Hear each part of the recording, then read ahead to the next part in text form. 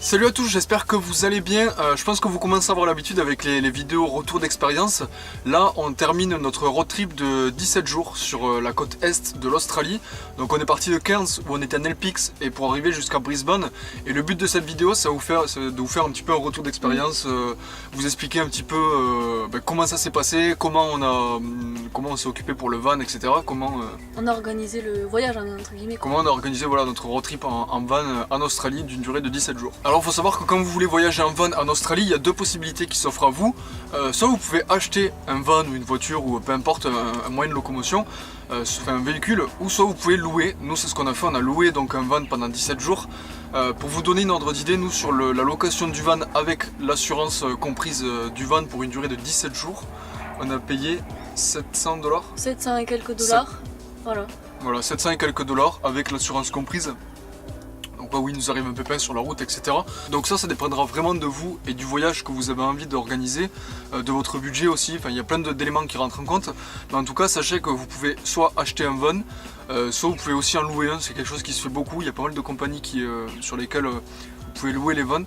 Nous, on était passé par une application de... Non, on était passé par un comparateur d'offres de location de van.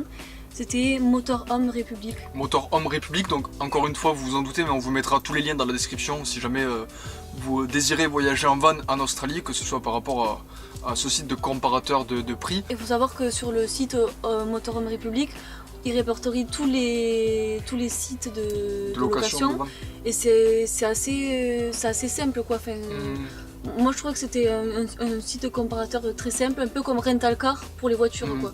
Et puis après il y a plein de filtres qui rentrent en compte au niveau du nombre de personnes qui voyagent dans le van. Voilà, si vous voulez un automatique, un manuel, tout plein de trucs. Et nous avec le van aussi on a pris des chaises et une table, donc voilà on peut rajouter ce qu'on veut. Ouais, c'était une dizaine de dollars pour rajouter. Donc voilà, il y a plein de possibilités. Pour l'achat, nous on ne l'a pas acheté donc je pourrais pas vous parler de ça, mais bon, c'est comme acheter une voiture en France, il n'y a rien de sorcier. Nous on a choisi plutôt de louer plutôt que d'acheter parce que ça se prêtait plus à notre voyage quoi. On n'a pas choisi de faire le tour de l'Australie en voiture ou quoi, ou de rouler pendant 3 mois, même qu'un mois, donc nous on a préféré louer, mais si on avait choisi de faire que rouler pendant même un mois, je pense que c'est quand même intéressant d'acheter, au moins se renseigner pour acheter. Et puis moi j'ai aussi envie de dire que souvent on entend dire que louer un van c'est beaucoup trop cher, qu'il faut pas, que c'est de l'arnaque. Finalement si tu t'y prends un peu à l'avance, si tu essaies de comparer les compagnies de location et tout, c'est pas si cher que ça au final parce que voilà on enlève les contraintes de revente, de renégo, de la carte grise et tout. Donc c'est à y réfléchir. Nous, pour notre voyage, c'était évident de louer plusieurs fois des vannes si on faisait plusieurs road trips. Donc j'y repense parce qu'on avait fait aussi un road trip un petit peu plus court quand on était du côté de Melbourne, on avait fait je crois un peu moins d'une semaine, 5 jours. Ouais. On avait loué aussi un van en passant par une autre compagnie qui s'appelle Juicy. Pour le coup, ça s'est très bien passé. On avait rendu le van, il n'y avait eu aucun souci. Je sais plus exactement comment on avait payé. Je sais plus. Mais encore une fois, c'était pas très cher. Si jamais, je vous mettrai les informations complémentaires en description. Mais c'était pas très cher et puis ça s'était très bien passé. Et l'avantage c'est que voilà, vous louez votre van, vous payez ce que vous avez à payer. Et puis quand vous avez fini votre road trip, vous n'avez plus besoin, vous le rendez. Et voilà. Et d'ailleurs, du coup, je rebondis sur le choix du van. Par exemple, nous, le premier van qu'on avait choisi pour une durée de 5 jours chez Juicy, c'était un van assez petit. Plus petit que celui-là. Plus petit que celui-là, il y avait juste un aménagement derrière. Il n'y avait pas de frigo, une glacière, mais ça nous allait très bien. C'était moins cher du coup. Donc du coup, et là, cette fois-ci, comme on partait plus longtemps, on a décidé de prendre un van plus gros, avec un frigo, une installation un peu plus agréable, quoi, disons. Ouais, l'avantage là, c'est qu'on a les plaques pour cuisiner et tout qui sont à l'intérieur, le frigo pareil, alors que l'autre, on devait passer par dehors, quoi. Par dehors, ouais. Et du coup, bon, pour les 5 jours, ça allait très bien. Mais là on avait besoin d'un petit peu plus de confort, donc il y a vraiment plein de possibilités d'aménagement qui existent dans les vannes. Donc voilà pour ce qui est de la location. Et puis pour vous parler un petit peu du road trip en lui-même, pour s'arrêter, il faut savoir qu'il y a pas mal de free camp en Australie. Alors qu'est-ce que c'est? C'est comme des aires entre le camping et l'aire de repos. C'est gratuit, vous pouvez vous garer gratuitement. En général il y a des toilettes et un robinet, parfois il y a des douches accessibles gratuitement. Il y en a un petit peu partout et pour ça on a utilisé une application qui s'appelle Campermate.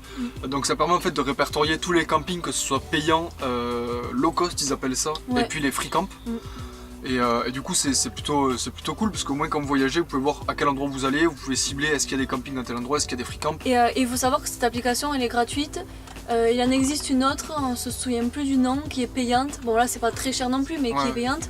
Mais nous on a utilisé celle-ci parce que bon, on voulait voir ce que ça donnait et c'est vrai que c'était très bien parce que tous les jours on était là, bon est-ce qu'il y a un camping par là, on le regardait, on y allait et ça s'est très bien passé. Ça s'est très bien passé, ouais. Tous les campings gratuits qu'on a fait, on n'a rien à dire dessus, c'était nickel. Non, c'était très bien. En Australie, la culture camping elle est très importante et du coup les gens ont l'habitude de s'arrêter dans des free camps et tout pour passer la nuit.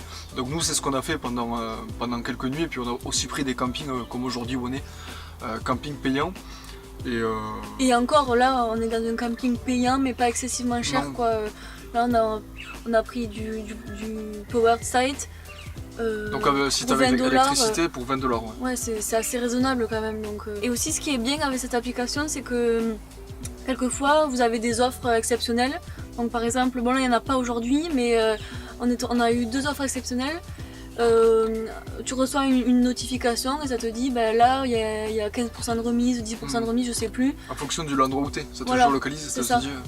Et donc là tu peux directement réserver ton emplacement sur l'application et tu arrives au comptoir et c'est déjà fait, donc ça c'est assez cool je trouve. Également si vous faites des road trips d'une courte durée, il y a des solutions qui sont plutôt pas mal. On avait découvert un site qui s'appelle TransferCar, ça existe aussi en France ce type de solution.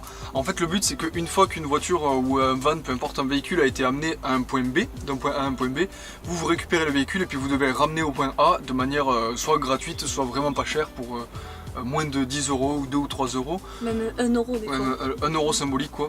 Le seul inconvénient c'est que par exemple des fois c'est une longue distance en peu de temps que vous devez faire mais vous pouvez prolonger je crois la location pour pas cher. Pour le reste en fait tu as 5 jours gratuits par exemple et tu paies la différence après des jours que tu utilises. Donc ça c'est une solution qui est plutôt pas mal, on l'a pas encore utilisée mais d'après ce qu'on a regardé ça a l'air plutôt sérieux et ça a l'air de bien fonctionner. Peut-être qu'on l'utilisera d'ailleurs quand on devra descendre sur Sydney ou on verra. On verra, je sais pas, mais en tout cas c'est une solution qui existe et ça vous permet de voyager et de faire des road trips pour pas très cher. Une autre astuce aussi concernant le road trip et pour faire des gains d'économie, bon c'est très peu mais c'est quand même pas mal.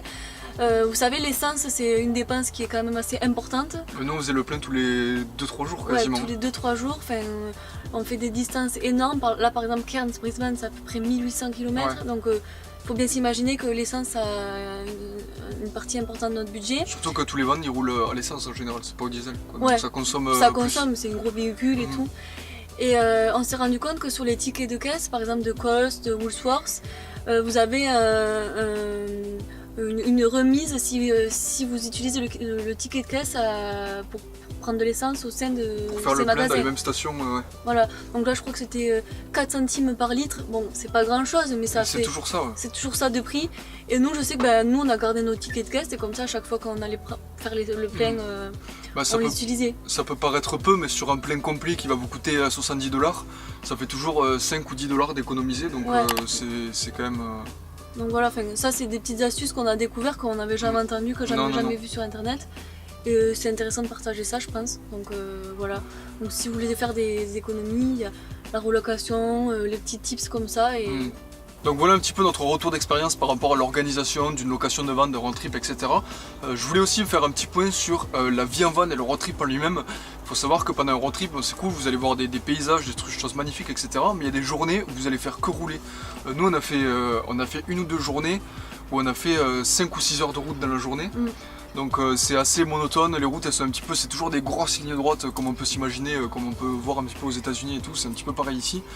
Donc faut pas avoir peur de conduire et de passer de longues heures sur les routes parce que ça fait vraiment partie du road trip. Et ce qui est cool aussi c'est quand même on rencontre des gens, c'est quand même sympa, des gens de notre âge jusqu'à 70 ans et c'est cool d'échanger je trouve.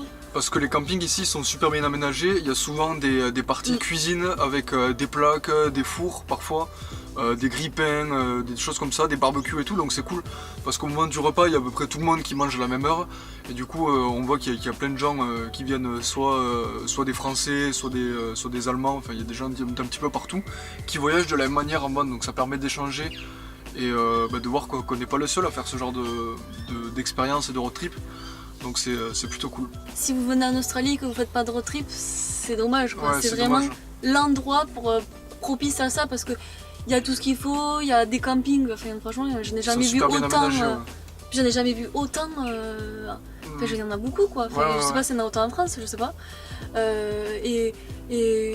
Enfin voilà, il y a des longues distances donc il y a beaucoup de choses à voir. Donc vous pouvez pas faire ça, vous pouvez pas éviter de faire un road trip, c'est trop bien quoi. Bah, ça fait partie un peu du rêve australien quoi. Donc, bref, j'espère en tout cas que cette vidéo vous a plu et a été utile. Si jamais vous avez des questions qu'on n'a pas forcément abordées dans la vidéo, parce qu'il y a peut-être des choses qu'on a oubliées, n'hésitez pas à les poser en commentaire, comme ça on y répondra. Et puis je vous invite également à vous abonner à la chaîne si ce n'est pas déjà fait. Et voilà. Puis voilà, s'il y a des personnes que vous connaissez qui partent bientôt en Australie, que ça intéresse de faire un road trip, etc., n'hésitez pas à leur partager la vidéo, ça peut toujours servir. Et puis nous on vous dit à bientôt dans une prochaine vidéo. Ciao. Je sais pas faire.